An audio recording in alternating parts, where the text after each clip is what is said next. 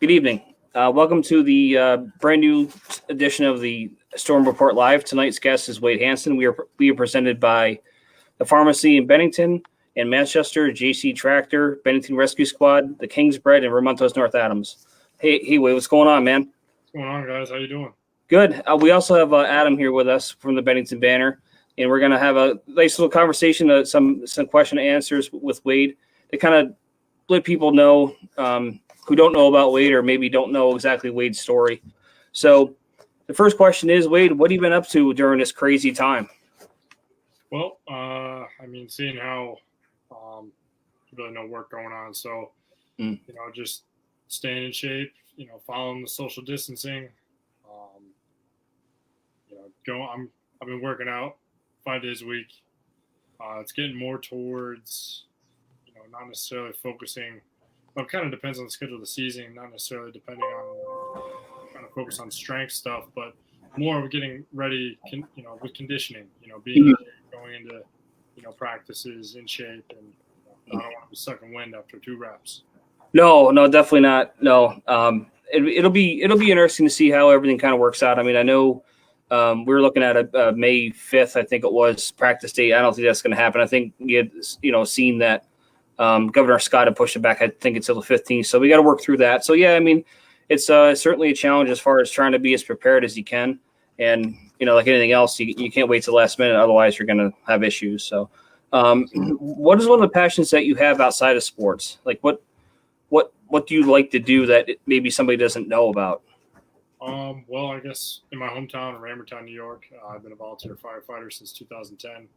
Since I was 16 years old and you were able to join. So I've been in the volunteer fire service for 10 years. Obviously I've had some displacement times with going down south and going to college or going overseas.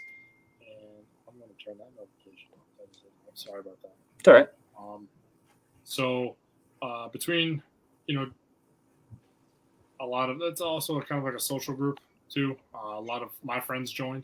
So, actually at the time, former Storm player, Billy Roberts was the chief at Ramortown Fire Department when I joined. He's happens to be my uncle as well. Yep. But another thing is that I'm a huge outdoorsman. Love fishing, love hunting.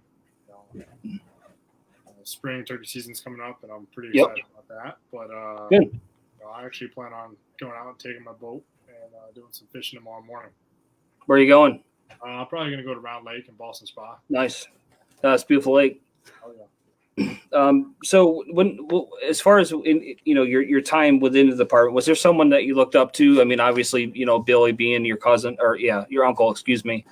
Was there anybody that kind of like inspired you to do it outside of your uncle, or do you think it was more of like a family passion kind of thing? Definitely a family passion. 3 generations, at least on the Roberts side, leading down to me joining the fire service. My grandfather, Edwin, my mom, and her 2 brothers, which are Billy and then my father as well, and his brother David were also in. So a lot of family roots in the fire department, and seeing that my dad was chief for a long time. Yep. I was kind of grew up around it, I mean, there's pictures of me being 5 years old sitting in the truck. Oh, for sure. No, yeah, you probably been on 100 and I don't know, maybe 1,000 fire calls before you actually joined. I know a lot of them. My dad was like, "All right, Wade, you can't ride with me today." Yeah.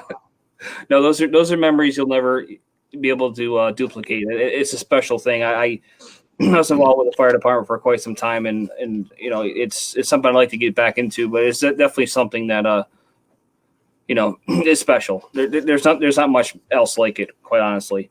So 5 minutes down the road, man. No, I know. I mean, geez, I think I am. No pressure, but just saying. I know. We've been talking. It's still there. It's still in me. I just got to have somebody pull it out of me. Maybe that's you. I don't know. You got to make sure though you take care of your home life first. Oh yeah. There's a lot going on. I mean, right now, it'll be tough, but you never know. Yeah.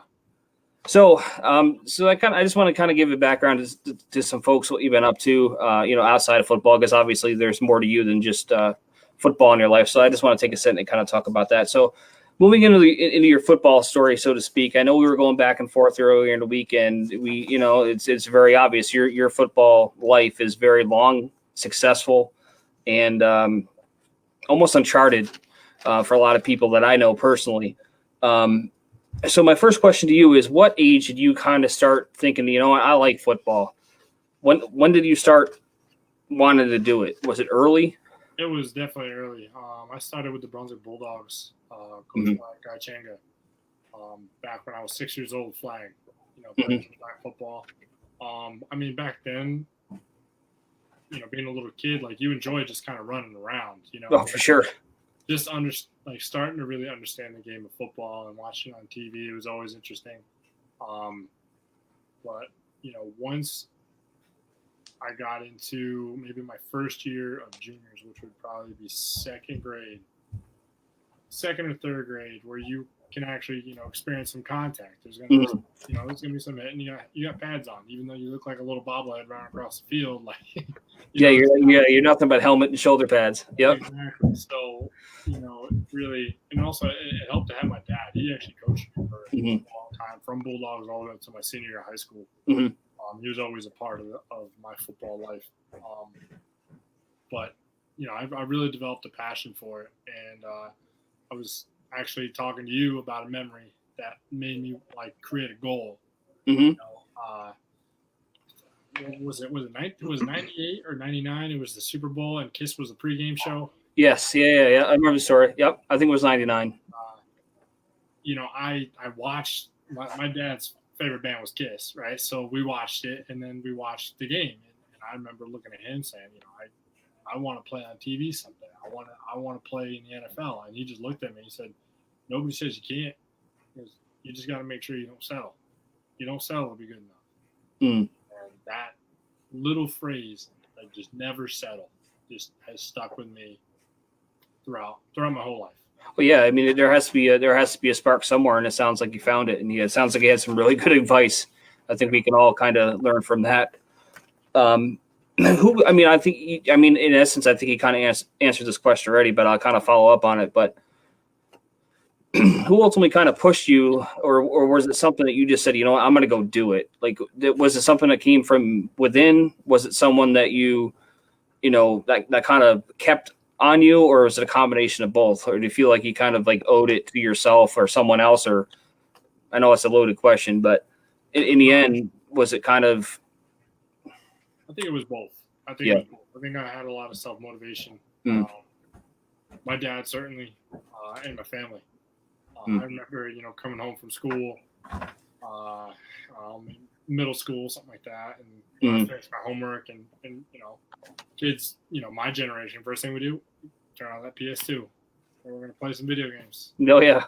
And my dad, every once in a while, would kind of come in, open the door, and go, "Hey, man, less of this, more of this." He wanted me to go work out, right? So he definitely had a lot of motivation, for me, especially because he went to all these, NFL coaching camps, to learn how to coach kids. And I didn't know that. That's cool. He came home one time with this book. I swear it was just this thick. He got me into going to these these football camps, and when I was younger in the Bulldogs, playing some Pop Warner ball, it was just all right. It was just kind of like a time to go and get some extra practice in for the season. What I didn't realize was it was almost a scouting route for those colleges. At the time, I didn't know that, right? So, especially with RPI, I had been going to the camp since I was fifth grade or so, since I could first go, all the way up to the season before my senior year. And I remember talking to my coaches, from RPI, that they had watched me through the season. Like Joe King, he was the coach at the time, and he started out recruiting me. He ultimately retired, but he said, "We've seen you develop for the past 6-7 years, and we would love to have you a part of our program." So that also helped motivate me as well. Oh, for sure. That's I think that's something good for people to hear, because I I think people in general take advantage of, or actually forget that someone's always watching. You need to put your best effort out there every day, as many days consistently as you can, because it's that one time that you don't bring it or do well or put in the effort. That's the one that ultimately that burns you. So no, I think that's a great message. Growing up, who was your favorite player? Jared Allen. Yeah. Mullet Man, 69. Yep. Man, he was a beast. I had some players here and there, but like growing up. But then when I first saw, because I'm a Minnesota Vikings fan, my dad loved Fran Tarkenton. That's how he got with the Vikings. So he brought me up a Vikings fan, and I always had like some players like Chris Hovan. He was a big defensive tackle for him. Even Brock Lesnar was a Minnesota Viking at one point. Oh yeah, I didn't know that. Oh, but John Randall too. Preseason. Yep. Oh really? Yeah. So once Jared Allen kind of made a scene, pretty prominent, I instantly fell in love. Like just the blue collar, I'm gonna beat your butt on this play, and there's nothing you can do about it. Yep. And of course his sack dance. I mean, like the rope him up, man, cowboy. I love it. No, he was so carefree, and I mean, I don't know how you couldn't like a guy like that, because at the end of the day, he's playing a game and he's enjoying it. And he was a jokester too. I mean, he'd show up to practice with jorts, with blue jean shorts. You know what I mean? Like, like real high cut. Yeah, the ones we're going to see you walking around in a practice, I'm sure. What has the game in general meant to you, the game of football? I think it means not necessarily a meaning, but like it shows your drive. It shows your passion for something. Like it shows a desire. How you prepare for, say, an upcoming game. A passion for it. Some people will be like, "Hey, man, like I'm not even gonna watch film. I'm not gonna study play, but I'm just gonna show up on Saturday." And I've been through a lot of different systems, and the one thing that always was consistent: homework, man. Yeah. You gotta watch film. You gotta look at the playbook. You gotta run routes in your backyard if you have to. Have your kid to read football. Stuff like that. It's all about getting the little things right. The minute details can make or break a 60-yard touchdown run. So sure. It definitely, for me, it showed that why would I stay up till 1:00 in the morning studying a playbook during preseason camp? Because I have a desire and I have a passion for this game. Yeah, I mean, again, it comes down to controlling what you can control. There's nothing worse than the closest. I mean, you've obviously been in much different places that I have, but the easiest thing I can compare it to is showing up for the final exam and not studying. 100%. How well do you think you're going to do? 100%. That'll take you somewhere, but it won't take you anywhere special. So it's all in the details, as you said. So you also attended Tamarack High School as well as myself and Patrick, the other owner. Going through your days at Tamarack, did you feel like by the time you got to college that the Tamarack program, in addition to the work that you've put in, did you feel like you're in a good place? Do you think that program really kind of wound you up and kind of was ready to let you go? Do you feel like that was a good time in your life? So that's kind of a tough thing to answer because college ball and high school ball is totally different. Mm-hmm. Because you're going, Tamarack being Class C. Yeah, that's true. Big fish, little pond kind of deal. Mm-hmm. And then you go to, even Division III ball. You show up, you're a little fish in a big pond. Right. So not only like the Tamarack football program did prepare me, it helped me. It even helped me out when it came to, getting some awards like the Scholar Athlete Award. Yep. I was chosen to receive for all Section 2. That's something really nice to put on a resume and send to a college. Sure. Application. And even developing, between home and school life and also through the football program, just a work ethic. And you've got to be a hell of a student to go to RPI, obviously. So student and athlete. Student athlete. Yeah. Student athlete. I mean, the student thing comes first. That's why they say student athlete.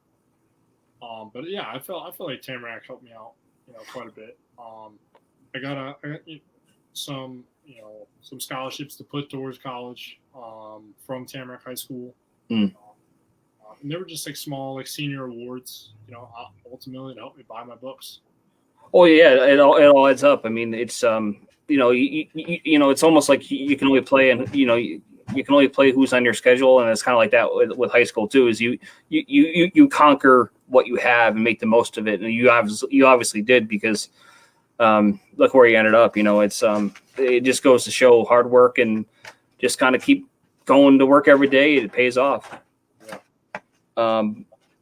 So you had mentioned before that you ultimately started your college career at RPI, and you kind of laid that out as far as how you got there. Meaning, you went to a bunch of camps, and you started to kind of catch some attention of some coaches there.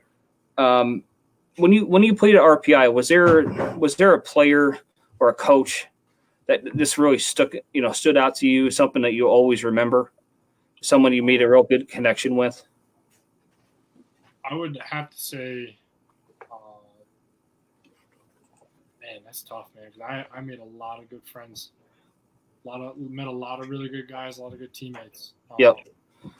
But the current defense coordinator at RPI, his name is Jeffrey Dipp. He meant a lot to me. Mm-hmm. He was a first-year coach from St. Lawrence University. He coached at St. Lawrence University, and when I got to RPI, it was his first year. Mm-hmm. And I don't know, man. We just kind of clicked. And I actually met him prior at a Boston College camp. He was with St. Lawrence University at the time. And wow. Okay. And the drill was more of like a speed agility, like going over bags and then hitting, a tight circle, sweeping down and picking up a flag and then running back. And out of everybody that went to that camp, I actually posted the fastest time out of like 350, 400 guys. Nothing wrong with that. And that was, a big time D1 Boston College, that's ACC. And he actually remembered that when I came to the first day of camp, and we really hit it off. And to be honest with you, he helped me a lot in my transfer process. Mm-hmm. He gave me a hard drive, an external hard drive with all of the game film from my sophomore season to help me build up a highlight reel to send to Virginia Tech, posted on YouTube. So that was ultimately he helped me in my journey for sure. So you're gonna go. That kind of leads into the next question. Hold on a second. Can I add something? I was doing some research as well of that season 2012, your second and last season at RPI. You're not the only NFL guy in that. Andrew Franks was your kicker, who was head kick for the Dolphins. So just that's interesting. So just I obviously didn't know it then, but knowing it now that there was two NFL guys on that 2012 RPI squad. Yeah, there was just kind of an interesting third. Our quarterback Michael Herman, he wound up getting invited to at the time the San Diego Chargers minicamp. Okay. And tried out there. Ultimately, he didn't make it. I mean, shoot, I didn't either. I didn't make the active roster, but right. Getting that shot is a big deal coming from a D3 school. No question about it. I mean, I'm a Bills fan, so we'll get that out of the way. But one of the guys that I loved, and always will, one of my favorite players ever was Fred Jackson, because he took a very similar path to what you took, in a sense of he was I can't remember the name of the college. Oh, out of Iowa. Yeah, Cole College. Yep, same deal, man. He just kept going. I mean, he spent some time in NFL Europe. Just I have a ton of respect for guys that start and get to where they want to go. And I know you have a similar but different path, but I have a lot of respect for guys that just, it's not easy. Let's face it. I mean, the cards are stacked against you. You got to hustle. Yep. You got to be a grinder. Yep. So you started to kind of touch on this already, but as far as the transition from RPI to Virginia Tech, how did that all start? In other words, was it were you looking to take the next step, or was someone asking you to take the next step? In other words, were you happy being at RPI? I wouldn't say you're unhappy. I don't mean it that way, but were you looking for bigger and better things? Is that how the Virginia Tech thing started? So after my freshman year, I was thinking about going to or transferring to U Albany. Mm-hmm. I had been in contact with Bob Ford. He was coach at the time. Because RPI is a very prestigious academic school, it comes at a cost. It's extremely expensive. Yep. Tuition being upwards of $60,000 a year. So after my first year, I even looked at kind of like my student loans. I'm like, oh God, how could I even get myself out of this mess? Yeah. I got cold feet when I was looking to transfer after my freshman year, and I stayed one more year. And I once again looked at my student loan report and how much money that I was going to owe. I had to do something, because it's a big financial burden. Not only of course it is. Family, yeah, I mean you're rolling $120K in 2 years. Exactly. So, with D3 not having athletic scholarships, they do have academic stuff, academic awards they call them, where you can get money towards tuition. To get an academic award at RPI, you have to be a savant. Yeah. So there being no athletic scholarships, I wanted to go somewhere where I could potentially earn one. U Albany, I didn't really look back into them because I almost felt like it'd be disrespectful to kind of turn away the first time and then come back a second time. You know what I mean? So I kind of left them out of the equation because I didn't want to make them feel like they were just a second note that I wrote down, So I branched out. I sent out emails and links to my highlight tape to probably 15 to 20 different Division I, Division II schools. I finally got some hits with Rutgers wanted me to go to the open student tryout the day of classes, first day of classes. Georgia Southern wanted me to walk on, and they were going to transition from D1AA to D1A the following year. So they wanted me to be one of their defensive guys going into the following season. It was Virginia Tech. And I had done some research on Virginia Tech, and I found that they love walk-ons. They love guys that just kind of show up out of nowhere and just want to put work in. And, I really entertained Virginia Tech quite a bit.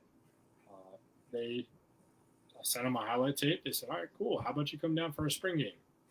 And I went down there, instantly fell in love with the campus, man. It's like driving through Ramertown. You just instantly roll down the windows, smell cow manure. It's like, all right, that's where I want to be. I would never. I mean, of course, that isn't something I would ever envision. But yeah, I mean, home is home.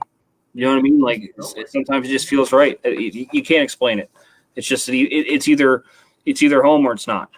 It's no in between.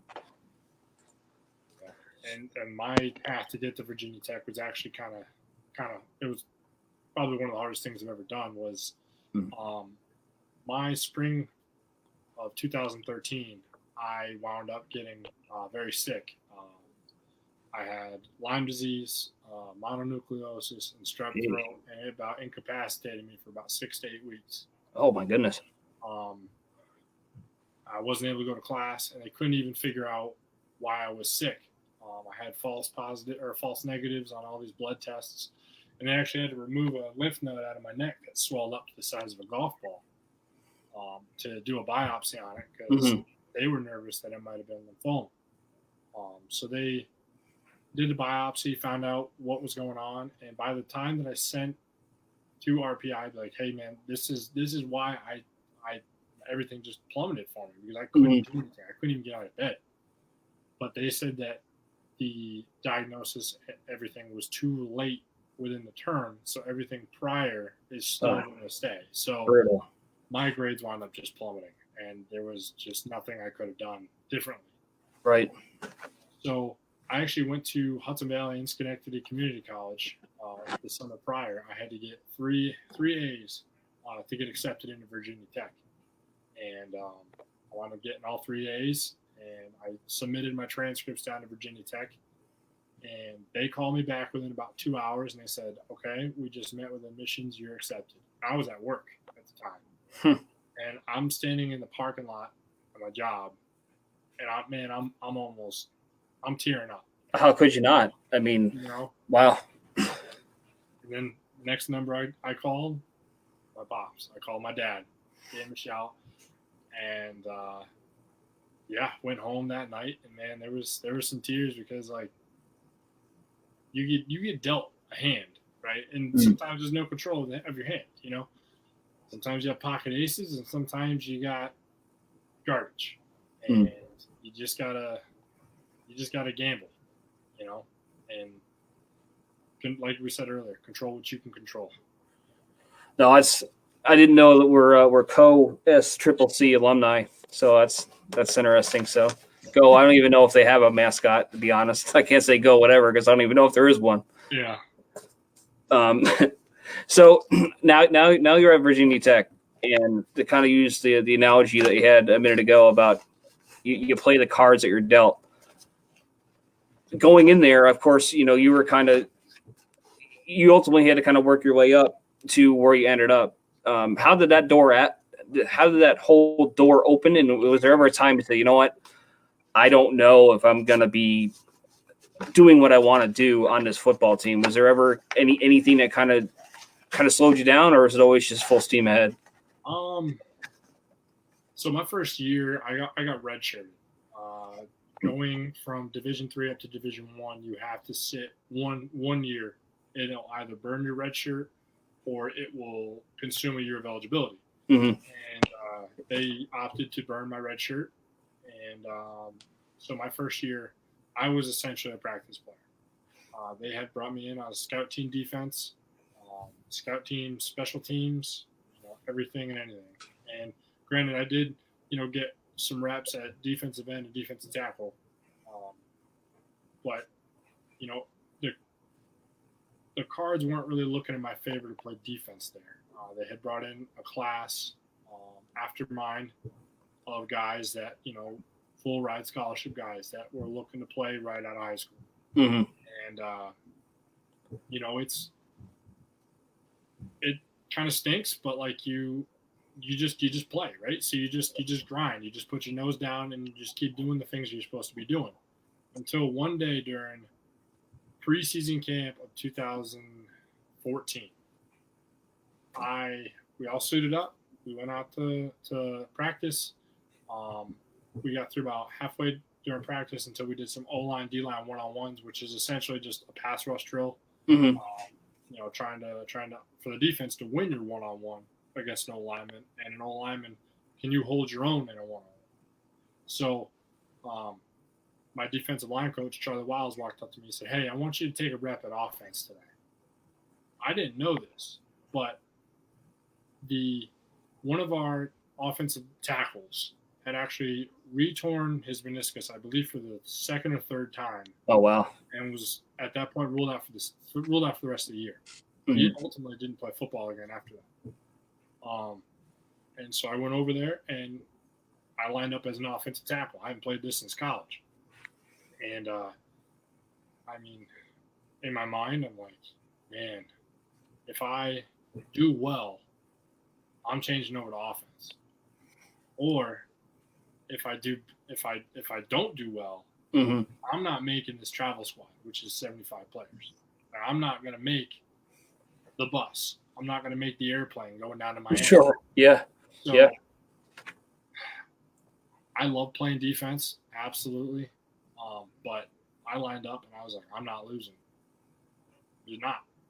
And they had a 4-star recruit line up against me, a freshman. Took 2 kick steps, put my hands on him, buried him. Just dumped him. Offensive line coach comes up, hits me on the rear with his clipboard, and he looks at me and goes, "I want you. I'll see you at our meeting after practice." Awesome. And No, you must have been walking on sunshine for lack of a better phrase. yeah. Well, at the end of practice, I walked up to him. I said, "Coach, I'll go to your meeting today, but you got to promise me one thing. You got to help me earn a scholarship." And he just looks at me and he goes, "If you come play offense, I'll do everything I can to help you earn a scholarship." And shoot, man, halfway through 2014 season, I wound up starting for the Virginia Tech Hokies at offensive tackle, my first year playing collegiate offensive line. No, that's amazing. So, do you remember? I mean, this is probably hard to look back on, but it might not be, and it isn't really something I was planning on asking. But who was one of the guys that you? I don't think you're one of those guys that fear anybody, but who was one of the guys that you just felt like, man, I got to be right. I got to be 100% focused, not to embarrass myself. Was there anybody out there that really made you, I guess, nervous? We had a defensive end who he's had a pretty on and off NFL career. Gets signed with places and then gets ultimately let go because it is a business. But he's had on several different teams. Daddy Nicholas, he was our defensive end, good defensive end. He was a loose cannon, to say the least. Never knew what you were going to get. It could be a play where he's just kind of taking it easy. He's taking a break. He's tired, or it's one of the fastest pass rushes you've ever seen. And if you don't stay with him, that quarterback's going to get his head knocked off. So that was one guy where if you lined up against him, you had to be right. You had to be perfect, because if you weren't, you were going to lose. Yeah. No, that's it's pretty amazing. I mean, obviously, I kind of knew as far as where you kind of started. I didn't realize how it all kind of came together. Just like anything else, you keep working and keep doing the right things, and amazing things can happen. And I think that story right there kind of puts that any doubt to bed. So what's it like? Oh, sorry. So go ahead, Adam. Sorry, man. What's it like? You go out there. Obviously, you make your way through guys getting injured, and you get up to that starting level. 65,000 people. I mean, that's got to be just an amazing adrenaline rush. Run out there and be like, "Let's go." So I think it was the game after we beat Ohio State at the Horseshoe. We played East Carolina. Our offensive tackle, our right offensive tackle, wound up sustaining an injury. And we were down, I think, by 5 points. And there was about 1:40 left in the game. And our tackle goes down. My number gets called. I go in, and I had 11 plays. And I will tell you right now that my heart was beating in my throat. All 11 plays. Like, you just run out there and you just look. And there's just thousands of people screaming, walls of people hollering. And we wound up getting a couple first downs, and we kind of stalled from about like the 25, 30-yard line going towards the end zone. And we wound up losing, but those 11 plays that I had, watching them on film, I felt like that was the most I could give. I couldn't give any more, So, it at first that was a big rush, but then once you start to get used to it, right? So once you start getting those first team reps in practice, where you're blocking out the fans, you're blocking out everything around you. You're just focused on your job. You're focused on, you go up to the line of scrimmage, you look, is the safety rolling over? Is there going to be a blitz? Then you got to remember, okay, the count. All right, now this guy, he's in a 4-point stance. Which way are his feet aligned? Is he going to do an outside rush or an inside rush? So, once you start to really get into it and understand what you're there to do, everything around you kind of just disappears. It goes quiet. No, I can imagine. I mean, it's like anything else, and it's an adjustment period. But I really like what you said in the sense of, those 11 plays, you gave everything you had, and there's something more satisfying than knowing that you did everything you could. So I'm sure you went home, even in a loss, kind of proud, and it definitely gave you something to build off of, I would imagine. For sure. Adam, did I answer your question? Is that? Yeah, absolutely. Yeah, no, absolutely. So I think you pretty much. I mean, I had another question I was going to ask you about what your favorite memories of Virginia Tech. I don't know that you can top what you just said unless you have a story that you have ready to go. I can name a couple. Give us one. Why not? I got to give you two, man. All right. So I'm just going to start with beating Ohio State in Columbus. You know, the UVA Virginia Tech rivalry is big, and I haven't lost to them, which is nice. But beating Ohio State in the Horseshoe in front of 110,000 people, they're on like an 84-game home win streak. Opening night for them. They just finished an edition, so additional 10,000 people were there. Primetime game too. I'm looking it up. Primetime game, 8 o'clock, ESPN. It was a Saturday night game, and we stoned them, man. 35-21, completely shut them down. That was when JT Barrett was their quarterback, and we ran a 5-2 kind of bear defense. Mm-hmm. We just completely swallowed up Ezekiel Elliott, and JT Barrett just couldn't throw the football. The Cowboy fan doesn't like that idea, but you know. Well, there aren't too many teams at any levels that slowed him down. So no, that's a pretty impressive defensive effort. I no doubt about that. But my number one memory, man, and I got goosebumps just thinking about it. When you walk down the tunnel at Lane Stadium in Blacksburg, Virginia, there are these plexiglass boards, and they're the seniors from when Frank Beamer started. Oh wow! And they're all just names and years that they graduated, and you walk through this tunnel, and they're playing. The rhythm of God's Gonna Cut You Down by Johnny Cash. Yep. It kind of sounds like cleats on the concrete as you're walking through. And once you get into the tunnel, they'll do like a quick video on the Jumbotron, but then all of a sudden you start hearing half of the stadium scream, "Let's go," and the other half scream, "Hokies." And they go back and forth for maybe 4 or 5 times, and then Enter Sandman starts playing from Metallica.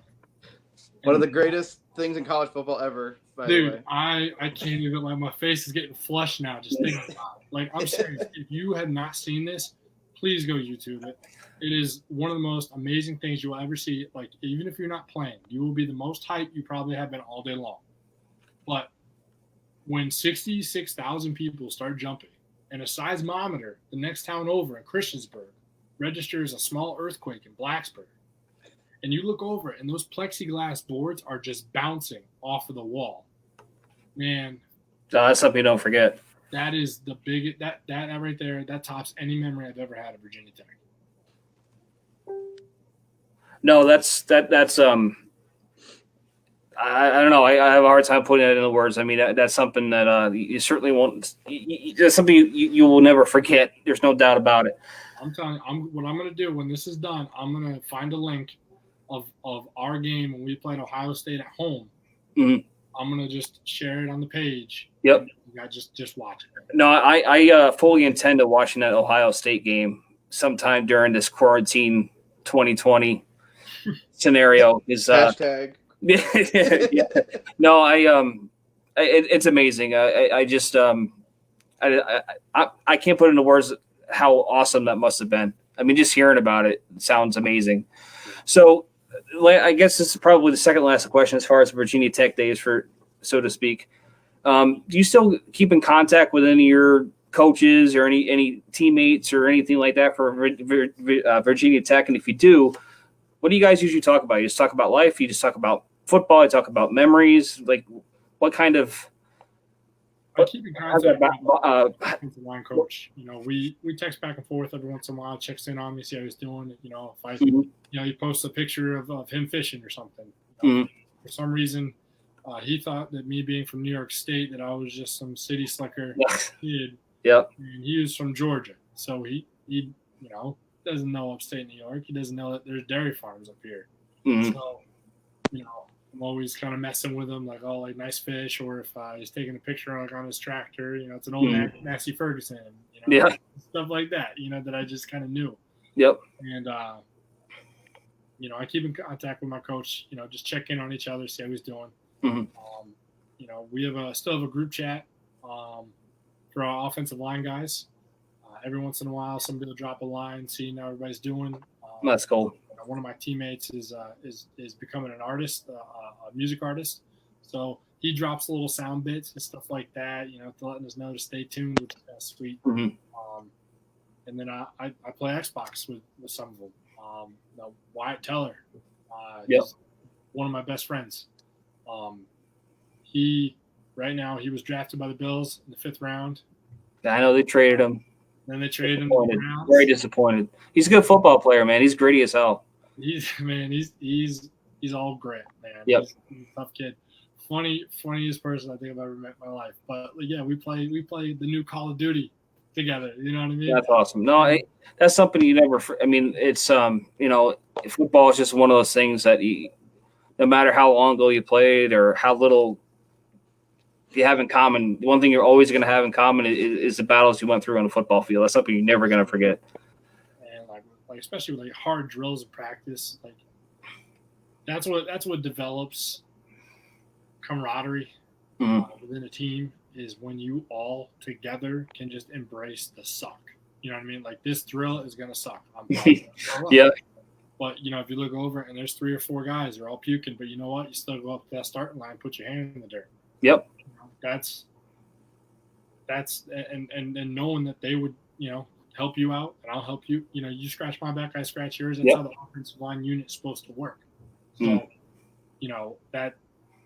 those are the reasons why we have such a good connection. Oh, for sure.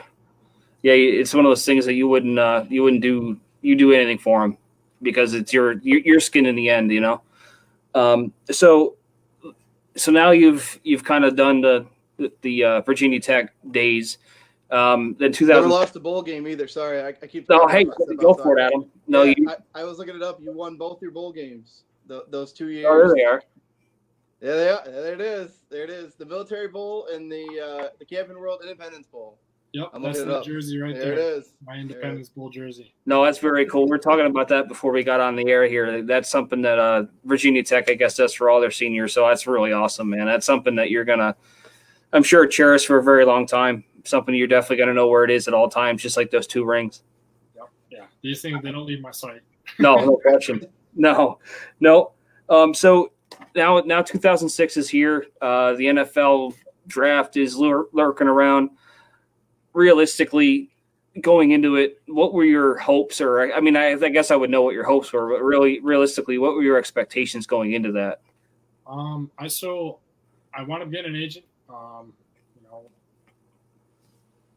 and I got a lot of phone calls from about 16 of 32 teams looking at me as a late draft or undrafted free agent. And a kid that's seemed to grind for everything that he's gotten so far. I mean, shoot, man, let's just throw another one in the bag. All right, just go with the hands you're dealt with. And so sitting around draft day, I mean, shoot, we even had a news crew at my house on draft day. Yeah, I remember that. Yeah. Well, yeah. And when your name doesn't get called, you can't help but just kind of feel defeated. Yeah. Because you have these hopes and expectations, but the amount of support and love that I got from this community, I felt like I let them down. And yeah, I can understand that thought. Yeah. And then, I go the next day. It was May 1st. It was going to be opening day of turkey season. Me and my dad, we go and we what they call roost some birds, see where they are for the next morning. And my phone rings, and it's from Pittsburgh, Pennsylvania. And I answer the phone. I said, hello. They said, hi, this is Mike Munchak from the Pittsburgh Steelers. Wow. The legend himself. Yeah. I'm the offensive line coach, and we'd like to bring you in for a mini camp coming up in the next couple weeks. And if you could be there, that'd be great. Just tell us what airport you want to fly out of. And I was like, oh, man. Wow. All right. Yeah. Lost for words, I'm sure. That these coaches for some reason, had my mother's phone number. So I drive up. I thought I was the only person that knew. I drive up, and there's my mom outside waving, I don't even know where. I don't know if she had some sort of Virginia Tech banner she was waving, and she's all cheering and stuff. Of course, she didn't really know what a minicamp was. They invited me in for a tryout. Sure. Yep. Mm-hmm. So, I went to Pittsburgh, had a good tryout. I didn't get signed at the minicamp, but as I was getting on the bus, Mike Munchak actually grabbed me by the arm, pulled me off the stairs, and said, "Hey, guys, I need you to stay in shape because you're a good football player, man." I was like, "Okay." Got back on the bus, and they shipped me out. Next weekend, I went to the San Diego Chargers, had a mini camp there. Wound up sustaining a foot sprain while I was in camp. So I only was there for really doing stuff for about a day and a half. And then they just sent me home. And several months later, I get a call from the Pittsburgh Steelers saying, "Hey, man, we had an injury. We need to bring you in." I didn't know that you spent. I didn't realize you went down to the Chargers. That snuck past me. I'm surprised you didn't have to watch Philip Rivers' kids while you're down there. All 11 of them. Yeah. No, that's quite the story. I mean, go right ahead. Wait, how was it? I mean, did you end up obviously meeting guys like Mike Tomlin, obviously the head coach of the Steelers and all that? Is that part of the minicamp, or was that more just for linemen, offensive, defensive linemen? For you did the tryout and all that. So it was for everybody. They had I have a picture floating around here somewhere of all of there's maybe 60 to 70 guys there. Some of them were already on contract with the Steelers. They're essentially what you call just like sophomore players.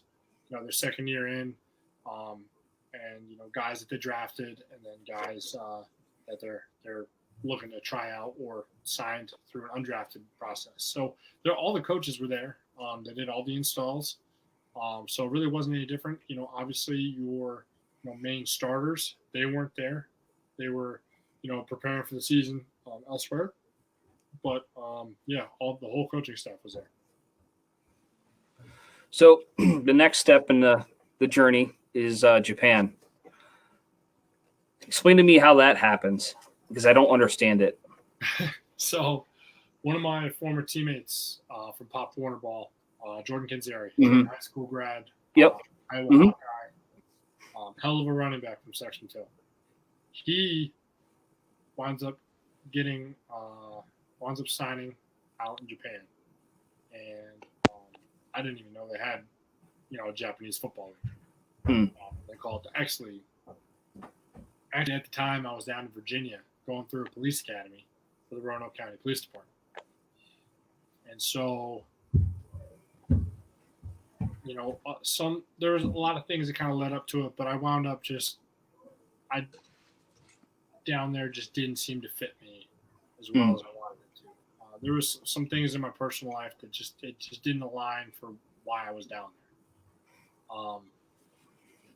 And my buddy told me, he's like, "Hey man, we're looking for an offensive lineman. Like, if you want to sign, I'll tell him to send you over a contract right now." So he did, and I get a contract. Half of it's in Japanese. I mean, shoot, even my MacBook here I bought in Japan. If I was able to tilt the camera down, you would see that half of these keys are in Japanese. I don't know what they do. I'm not going to press them. But, I wound up using Google Translate to figure out what stuff meant, and I had a good idea of what the contract was, and basically they just had numbers for pay and all that stuff. So I was like, man, I think I can get back into it. Yeah, sure. So I wound up hanging up the duty belt and going overseas to Japan with a pair of cleats. I actually had to bring cleats along with me because the biggest size in Japan that they had was like a men's 11. And I'm a 15. Were those the blue cleats you wore a few weeks ago? Is that why they had blue cleats? Yeah. Oh, that's funny. Well, we did a little bit of a uniform photo shoot the other day, and he's like, it's like, what do I need? It's like, well, you just bring a pair of shoulder pads if you have it. I said, well, we have the helmet, we got everything. He's like, you need cleats? Like, yeah, you need cleats. He's like, well, they're blue.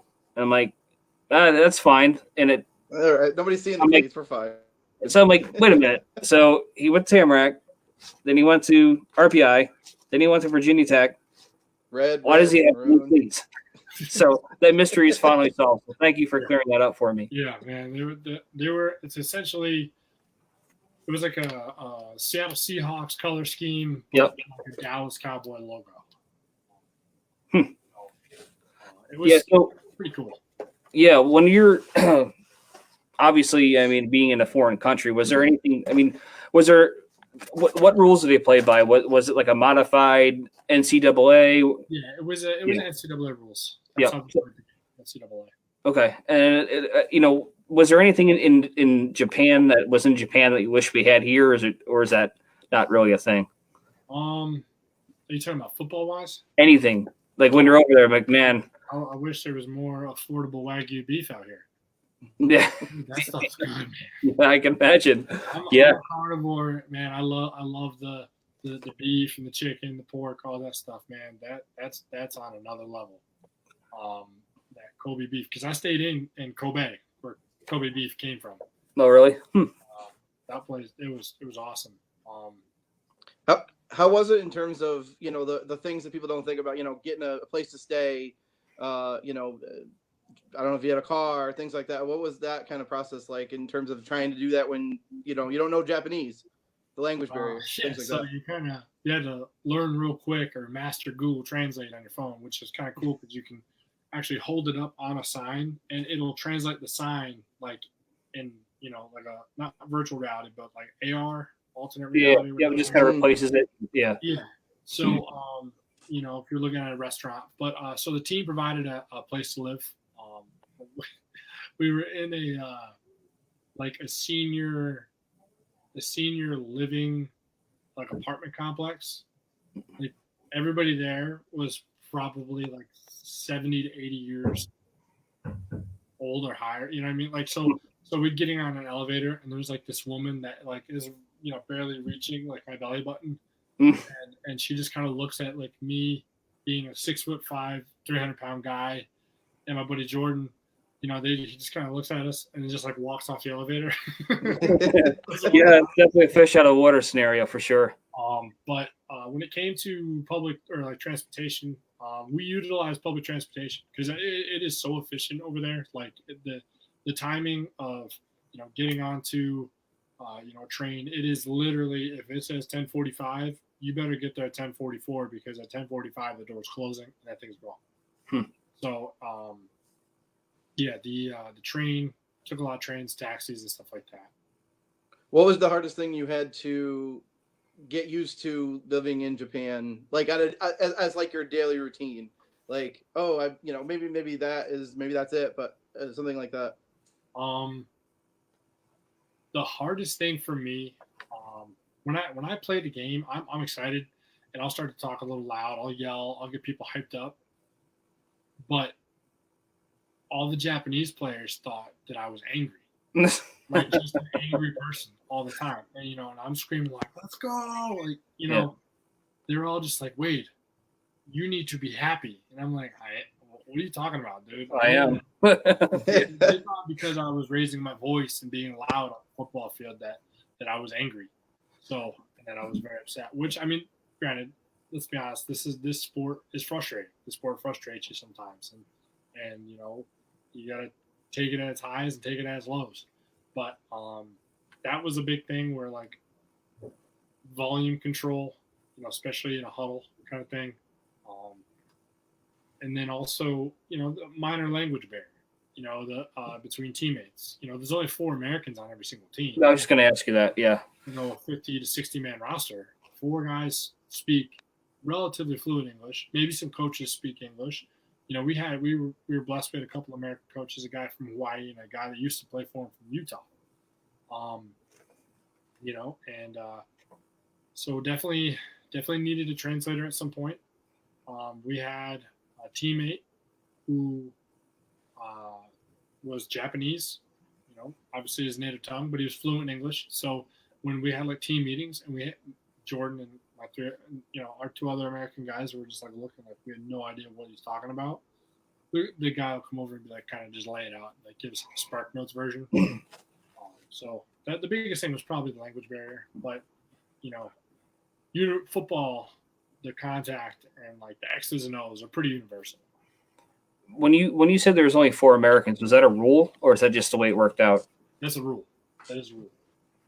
However, you do not classify as a foreign or an import player if you actually attend a university in Japan and play football over there at a university.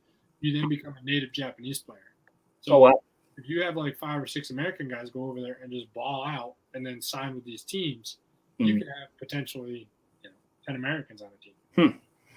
So is it limited to that roster was what we'll say 50 players just as an example, 4 of which are American. Was the other 46 Japanese born, or was it like a global thing? Nope, Japanese born. That's interesting. So I guess we'll kind of fast forward into 2020. Well, actually, this is a little bit out of sequence, but I'll go back 2006. So 2006 was the Storm's first year. Your uncle Billy had played on the team. There's some rumors out there you attended some of those games when you're a little guy. There's also I don't think he's ever been a little guy. I was going to say he's always been bigger than me. So, I mean, I had heard that from time to time, maybe once, you may have said, "Hey, I'm going to play for the Storm someday." Is that true? Yeah, I actually went to a game. It was home. It was a military appreciation night because the U.S. Army was there. They had, they had a Humvee that had like lifted wings in the back for like some like Xboxes and like PlayStation. Oh yeah, I remember that. I was up in Manchester. Yep. Yeah, and so I went to one of the games and I remember talking to my Uncle Bill, and I just kind of, just being just this confident little kid, I was like, you know what? I think maybe someday when I'm done playing college, I think I might play here someday. This looks really cool. No, it's a good story, man. It's cool in a sense of, we're 15 years in and being able to kind of expose, granted, I'm not going to sit here and pretend like the Storm is the reason why you ended up at Virginia Tech, but I do understand, though, that it may have, maybe not you, but other kids out there, have really kind of, maybe this is their introduction to the sport of football. So it's something that I'm personally proud of. So being able to share that story is pretty cool to me. So now that you're back home, now you've joined the team. What are your preliminary impressions of everything as far as how it's going so far, or where you think we're headed? I do like the communication that I see like on like our page and stuff like that. People, I guess trying to do the best they can under the certain circumstances that we have right now. It's tough. I love to have a team meeting and meet with everybody, introduce myself or shake hands and dap up and stuff like that. Yeah. I'm just excited to see what this season has in store for us, because looking back at what you have told me and what I've seen from last year's, there's unfinished business. Oh, big time. And there is. And I'll let you finish there, but go right ahead. I'm sorry. I just gotta say, like for next year, man, I need a third box. Yeah, man. I mean, I have one here, but the second one's gonna mean an awful lot. I'm not gonna get into why, but I like to think that you're kind of the beginning of a new era for us. Kind of take it to the next level. That's something that's been our goal for the last 2 to 3 years, trying to year over year get better. And you're kind of a high watermark for us in a sense of what we believe the kind of athlete you are, and certainly the kind of person you are, because that's one thing that I think ultimately keeps us in business, is if we didn't care about our community and cared about the right things, we still wouldn't be around. And I can't think of a better person to kind of be a face of what we're looking to do. So I want to thank you personally for taking a chance on us, and we're going to do everything we can to give you a reason to have a third ring, that, ultimate third box, I guess you could say. So that being said, what indicates success for you in 2020? You may have already answered that question. I mean, as far as you guys got last year, there's something always happens during the season that may not fall your way. Mm. But, there's no guarantees in this game. No. But I would love to say that I have expectations that, we're going to at least get to where you guys got last year. Yeah. But my goal is to get another ring. That's my goal. Me too, man. That's why we're doing it. I mean, we're doing it for other reasons, community-wise, but at the end of the day, when we look back 10, 15 years, if we don't have something to put in a ring box, I mean, 1 is nice, 2 is better. In your case, 3 is awesome. So that's the goal. So,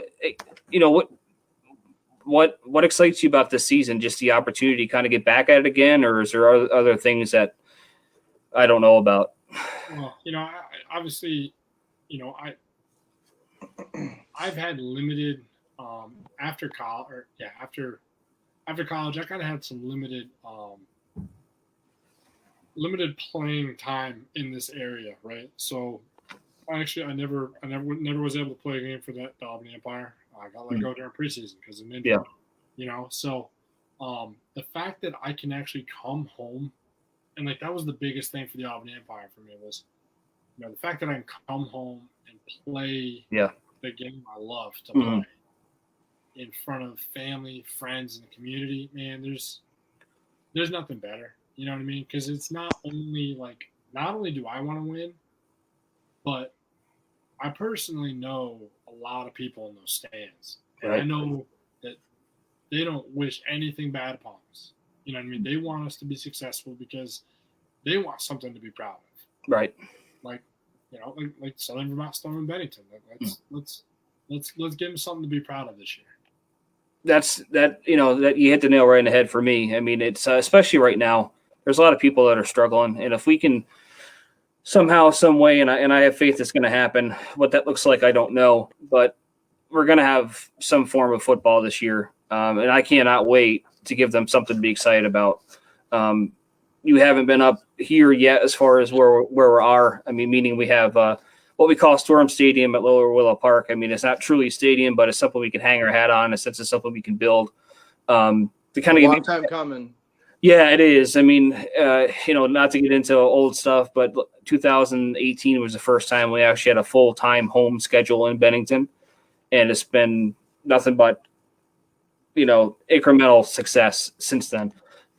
Before we were, Scaraville, Tamarack, whoever would take us. So I feel as though we're in a good position now to kind of really, this is year 3, believe it or not, in Bennington full-time. So I think the planets are aligning for us to have a really good year, and I couldn't be prouder to have you part of this team, Wade. So I thank you for that. I'm excited to get going, man. All right, man. Well, I appreciate your time. As expected, your football life was quite lengthy, but I think it was time that I enjoyed. So hopefully you feel the same. So with that, thank you, Adam, for chiming in and being a part of it. And I appreciate it. Nice to meet you, man. And we'll meet in person, obviously, pretty soon. Hopefully, pretty soon. All right, guys. Thank you. Go Storm. Thank you.